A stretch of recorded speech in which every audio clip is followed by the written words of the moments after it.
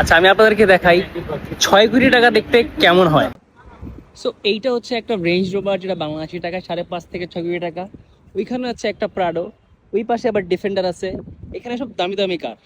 আমি নিজে বাংলাদেশি টাকার একটা 1 লক্ষ টাকার ঘড়ি পড়তেছি, এবং বিল্ডিং থেকে নেমে দেখি এর থেকে বড় বড় বান্দারা 5-6 কোটি টাকা গাড়ি নিয়ে বসে রয়েছে। তখন মনে হয় যে আসলে নিজের অনেক ছোট ফিল হয়, যে লাইফে আসলে অনেক কিছু করা বাকি আছে, অনেক কিছু করতে হবে। নিজেকে মনে হয় যে কম্পিটিশন আছে, মানে আমি এমন একটা পরিবেশে বাস করি যেখানে দেখলে মনে হয় আমি অনেক ছোট, লাইফে অনেক কিছু করা বাকি আছে। আর বাংলাদেশে যদি আপনি ঘর থেকে বেরোয় আপনি দেখেন CBZ Xtreme, Pulsar, Suzuki bike, চায়ের দোকানের আড্ডা, তখন লাইফে মনে হয় যে কিছু করার নাই, দ্যার ইজ নো কম্পিটিশন।